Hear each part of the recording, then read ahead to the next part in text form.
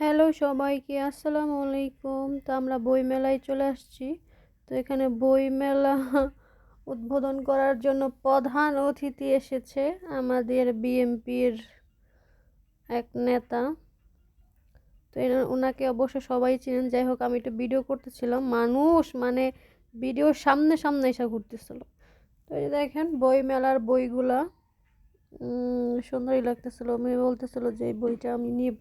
তো সে তো পড়ার মধ্যে খুব ফাস্ট, এর জন্য তাকে আমি বই কিনা দেই নাই। তো উনি বলতেছিল যে এই বইটা দেখতে পারেন, বা এখানে ইসলামিক অনেক বই, সুন্দর বই আছে, এগুলো দেখতে পারেন। তো অবশ্য আমি যে বইটা খুঁজতেছিলাম ওই বইটা পাই নাই, তো এর জন্য আর আনা হয় নাই।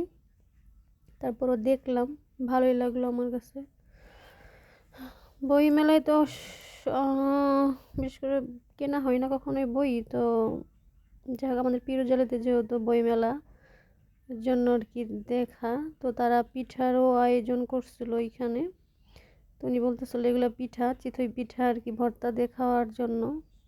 আমার কাছে খুব ভালোই লাগতেছিল। এই যে মেয়ের ফুফাতো বোন, চাচাতো বোন, সবার সাথে তার দেখা হইলো। তো এখানে আরেকটা ভাইয়া বই নিয়ে বসছে, স্টল দিয়েছে, মানে খুবই সুন্দর সুন্দর বই। আসলে যারা বই পড়ে তারা অবশ্যই বুঝতে পারবে যে বইয়ের মর্মটা কি।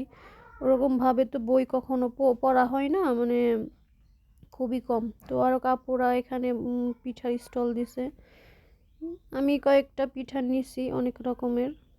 তো ভালোই লাগছে পিঠাগুলো। তো ঝিনুক পিঠাটা খাইতে গিয়ে আমার খুব বাজে অবস্থা ছিল, মানে আমার এত কাশি উঠতেছিল, মানে পিঠাটা মনে হয়, মানে আমি জানি না, খেতে ভালোই লাগতেছিল, তারপর আমাদের কাছে কীরকম কীরকম লাগতেছিল, এর জন্য আমার অনেক কাশি উঠতেছিল। তো আমরা বাসায় চলে আসছি ঘোরাফেরা করে। মেয়ে বলতেছে তুমি তো পিছনে কেন পড়ো।